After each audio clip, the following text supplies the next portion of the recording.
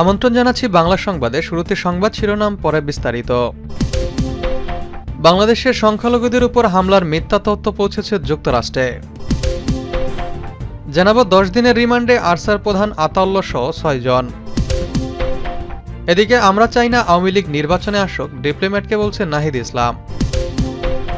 জানাবো 2 উপদেষ্টার পদত্যাগ দাবি গণ অধিকার পরিষদের। থাকছে নির্বাচন এলে সবাই বেপরোয়া হয়, শক্ত থাকার নির্দেশ। এবং সর্বশেষ জানাবো ফেসবুকে পোস্ট নিয়ে বিএনপি জামায়াত কর্মীদের সংঘর্ষ, আহত 15। এখন বিস্তারিত। বাংলাদেশের সংখ্যালঘুদের উপর হামলার মিথ্যা তথ্য পৌঁছেছে যুক্তরাষ্ট্রে। মার্কিন সিনেটর গ্যারি পিটার্স বলেছেন, বাংলাদেশের সংখ্যালঘুদের উপর হামলার বিষয়ে বিশাল পরিমাণ মিথ্যা তথ্য প্রচারিত হয়েছে। এই মিথ্যা তথ্যের কিছু অংশ মার্কিন যুক্তরাষ্ট্রে পৌঁছেছে, যা সংখ্যালঘু গোষ্ঠীগুলোর মধ্যে উদ্বেগ সৃষ্টি করেছে। মঙ্গলবার প্রধান উপদেষ্টার সঙ্গে দেখা করতে গিয়ে এসব কথা বলেন মার্কিন সিনেটর গ্যারি পিটার্স। সরকারি সংস্থার কর্মসূচির প্রশংসা করে বলেন, যুক্তরাষ্ট্র বাংলাদেশে একটি মসৃণ গণতান্ত্রিক পরিবর্তন প্রত্যাশা করছে।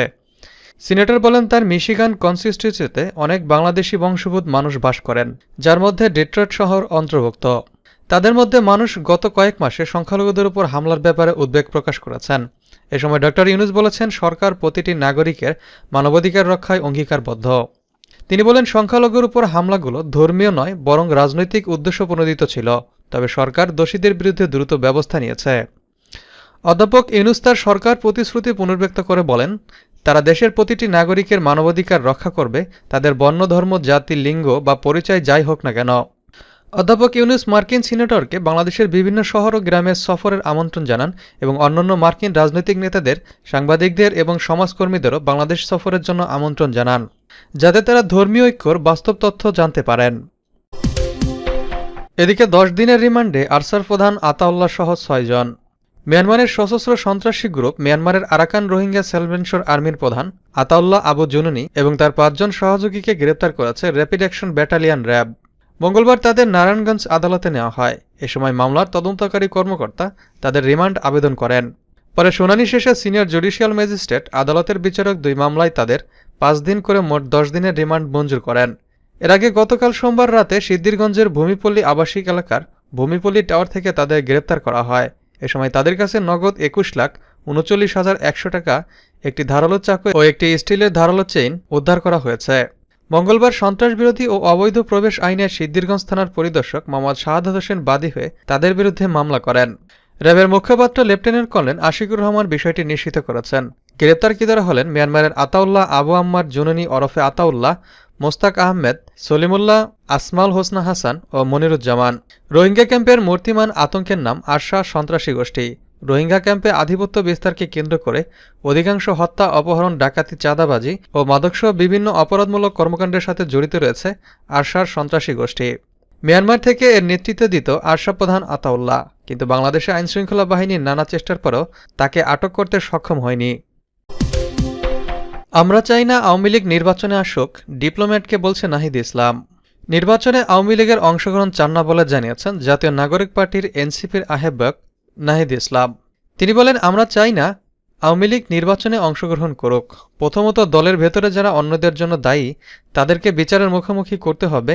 গত 17 মার্চ দ্য ডিপ্লোম্যাটকে দেওয়া এক সাক্ষাৎকারে নাহিদ ইসলাম আরও বলেছেন, নতুন দলের চ্যালেঞ্জ নির্বাচন এবং আওয়ামী লীগের রাজনৈতিক ভবিষ্যৎ নিয়ে।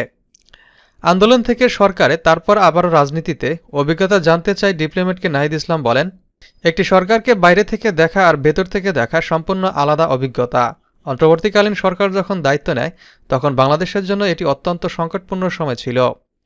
এটি আমার জন্য চ্যালেঞ্জিং ছিল। আমি সময়ের দাবিতেই পদত্যাগ করে মূলধারার রাজনীতিতে ফিরেছি। এখন আমি এই অভিজ্ঞতাকে কাজে লাগিয়ে ভবিষ্যৎ রাজনৈতিক পথচলা গঠন করতে চাই। নতুন রাজনৈতিক দল চালানো অবশ্যই কঠিন, তবে আমি প্রস্তুত। নিজের দল এনসিপি সম্পর্কে নাহিদ ইসলাম বলেন, এনসিপি একটি মধ্যপন্থী রাজনৈতিক দল এবং আমরা এই আদর্শ বজায় রাখতে প্রতিশ্রুতিবদ্ধ। আমাদের লক্ষ্য হল নতুন কণ্ঠস্বর, বিশেষ করে তরুণ এবং সামাজিক শ্রেণীর ব্যক্তিদের জন্য জায়গা তৈরি করা, যারা বছরের পর বছর ধরে ঐতিহ্যবাহী রাজনীতিক থেকে বাদ পড়েছে। জামায়াত ইসলামীর সঙ্গে সম্পৃক্ততা প্রসঙ্গে নাহিদ বলেন, এনসিপি এবং জামায়াত ইসলামী সম্পূর্ণ ভিন্ন রাজনৈতিক দল এবং আমাদের এজেন্ডা সম্পূর্ণ ভিন্ন। আমাদের মধ্যে কোনো সংযোগ নেই। কিছু দাবিতে মিল থাকতে পারে, যেমন আমরা সাংবিধানিক সংস্কার ও গণপরিষদ গঠনের পক্ষে, কিন্তু আমাদের আদর্শিক অবস্থান ভিন্ন এবং উগ্রবাদের সঙ্গে আমাদের কোনো সম্পর্ক নেই। নির্বাচন প্রসঙ্গে কথা বলেছেন এনসিপি প্রধান নাহিদ ইসলাম। তিনি বলেন, আমাদের প্রধান লক্ষ্য হল আগের শাসনামলের অপরাধীদের বিচারের আওতায় আনা, দেশে একটি স্থিতিশীল আইনশৃঙ্খলা পরিস্থিতি নিশ্চিত করা এবং একটি গণপরিষদ গঠন করা। তাই নির্বাচন এনসিপির তাৎক্ষণিক অগ্রাধিকার নয়। বর্তমানে আমরা নির্বাচনের জন্য কোনো নির্দিষ্ট সময়সীমা নির্ধারণ করছি না। দুই উপদেষ্টার পদত্যাগ দাবি গণ অধিকার পরিষদের। অন্তর্বর্তী সরকারের দুই উপদেষ্টা আসিফ মাহমুদ ও সজীব ভুঁইয়া ও মাহফুজ আলমকে আগামী 15 দিনের মধ্যে পদত্যাগের দাবি জানিয়েছে গণ অধিকার পরিষদ। মঙ্গলবার 18 মার্চ রাজধানী পুরানো পল্টনের দলের কেন্দ্রীয় কার্যালয়ে এক সংবাদ সম্মেলনে এ দাবি জানানো হয়।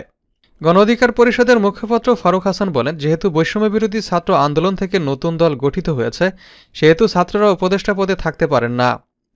সরকার এ দলকে পেছন থেকে পৃষ্ঠপোষকতা করছে, নগ্ন পক্ষপাত করেছে। এ সরকারের কাছ থেকে নিরপেক্ষ নির্বাচন প্রত্যাশা করা যায় না। তিনি আরও বলেন, দুই উপদেষ্টা নির্ধারিত সময়ের মধ্যে পদত্যাগ না করলে প্রধান উপদেষ্টা ড ইউনূসের বাসভবন যমুনা ঘেরাওয়ের কর্মসূচি দেওয়া হবে। এছাড়া সরকারের উপদেষ্টা সমন্বয়ক ও জাতীয় নাগরিক পার্টির নেতাদের ওয়াসাসহ বিভিন্ন প্রতিষ্ঠানে নিয়ে গিয়ে তদবিরের কঠোর সমালোচনা করে গণ অধিকার পরিষদের নেতারা। নির্বাচন এলে সবাই বেপরোয়া হয়, শক্ত থাকার নির্দেশ। জাতীয় সংসদ নির্বাচন আগামী ডিসেম্বরে হবে। যেহেতু নির্বাচন আসছে, নানা সমস্যা হবে, নানা চাপ আসবে। সবাই বেপরোয়া হয়ে যাবে। পুলিশকে সেখানে শক্ত থাকতে হবে, আইনের ভেতরে থাকতে হবে। পুলিশ কর্মকর্তাদের দলমতের ঊর্ধ্বে থেকে নির্বাচনী পরিবেশ তৈরি করতে হবে। গতকাল সোমবার পুলিশের শীর্ষ কর্মকর্তাদের উদ্দেশ্যে প্রধান উপদেষ্টা ড মোহাম্মদ ইউনূস এসব কথা বলেন। প্রধান উপদেষ্টার কার্যালয়ে বৈঠকে তিনি কর্মকর্তাদের নানা নির্দেশনা দেন। এতে পুলিশ মহাপরিদর্শক বাহারুল আলম তার বক্তব্যে বাহিনীকে সেবামুখী করতে এবং পুরোপুরি সঠিক ধারায় ফেরাতে স্বাধীন কমিশনের প্রয়োজনীয়তার কথা তুলে ধরেন। তিনি বলেন, স্বাধীন অথবা স্বশাসিত কমিশন এই সময়ে গঠন করতে না পারলে পুলিশ তার পুরনো নেতিবাচক চরিত্রে ফিরে যাবে। প্রধান উপদেষ্টার সঙ্গে বৈঠকে পুলিশ বাহিনী পরিচালনায় বিভিন্ন চ্যালেঞ্জ, দাবি ও আশঙ্কার কথা তুলে ধরেন কর্মকর্তারা। অন্তর্বর্তী সরকার দায়িত্ব নেওয়ার পর মাঠ পর্যায়ের পুলিশ কর্মকর্তাদের সঙ্গে সরকারের নীতি নির্ধারকদের এ ধরনের বৈঠক এই প্রথম। এতে যে কোনো প্রভাবের বাইরে থেকে চাপমুক্ত হয়ে নির্ভয়ে কাজ করার বার্তা পেল পুলিশের মাঠ প্রশাসন। বৈঠকের পর পুলিশের একাধিক কর্মকর্তা বলেন, এ বৈঠকের মধ্য দিয়ে পুলিশ সদস্যরা উজ্জীবিত হবেন। জুলাই গণঅভ্যুত্থানে পরাজিত শক্তি দেশকে অস্থিতিশীল করার অপচেষ্টায় রয়েছে মন্তব্য করে প্রধান উপদেষ্টা এ ব্যাপারে পুলিশ সদস্যদের সতর্ক থাকার পরামর্শ দেন। তিনি বলেন, বিদ্যমান আইন মেনে পুলিশকে অবশ্যই আইনশৃঙ্খলা রক্ষায় সর্বোচ্চ ব্যবস্থা নিতে হবে।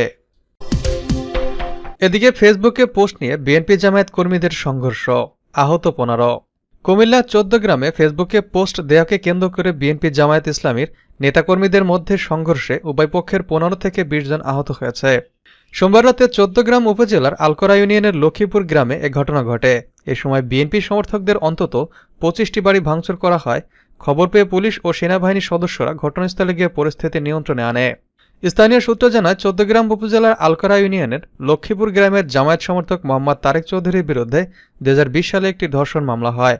সেই মামলার বিষয়ে 13 মার্চ একটি ফেসবুক পোস্ট করেন বিএনপি সমর্থিত হৃদয় নামের এক ব্যক্তি। সেই ফেসবুকের পোস্টকে কেন্দ্র করে 16 মার্চ প্রথমে দুই পক্ষের মধ্যে মারামারি হয়। বিষয়টি মীমাংসা করার জন্য সোমবার রাতে বৈঠক বসে।